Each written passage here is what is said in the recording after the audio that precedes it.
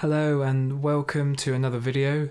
In this video I am going to cover the topic of the toolbox and in particular the object selection, which is the first tool in the toolbox.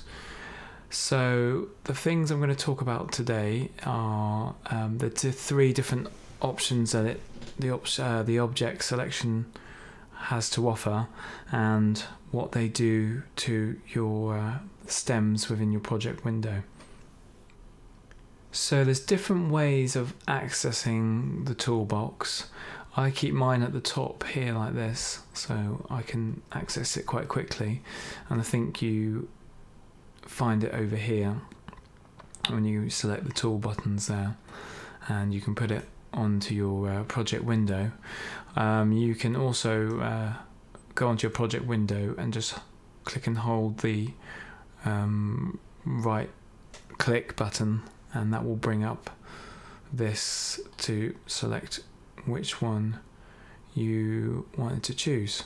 So today we're going to choose the object selection, and we're going to start with normal sizing. So normal sizing basically is exactly what it says on the tin. It just basically allows you to resize and make bigger and smaller and not affect any of the audio in its actual place within your project window. It just literally makes it smaller or bigger depending on how much you actually recorded. So now we're going to use the next button within the object selection.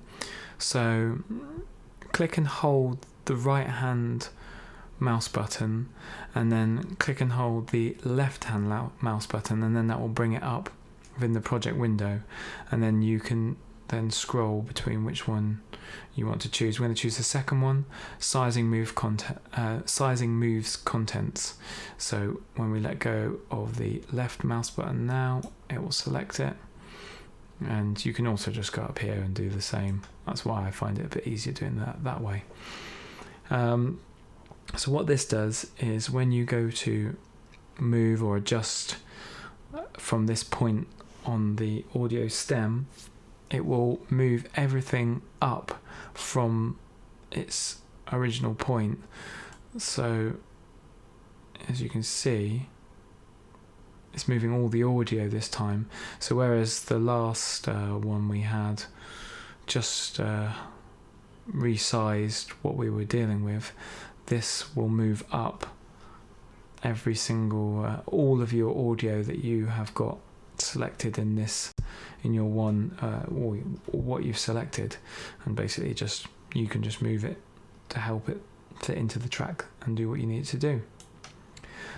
So the third option on here, which is a bit of an interesting one, basically allows you to resize the time. So say for instance you had a piece of music that needed to fit slightly better within some of the other instruments, you can use this one to resize. It will basically squash or stretch all the audio to fit the space that you need it to fit. So I'll just play you what this sounds like roughly in here so you'll know the difference.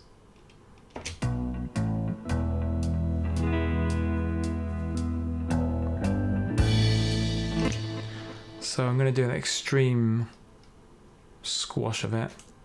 The more you squash and stretch it as well, it brings in artifacts, so I won't recommend doing it too crazily, but in certain little situations it's really useful. So you can just hear what I've done here.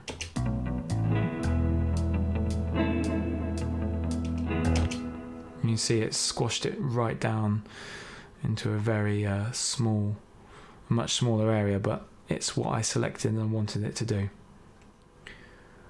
Okay, thank you for watching this video. I hope you've enjoyed it. I hope it's been useful for you, and I'll see you again for the next one.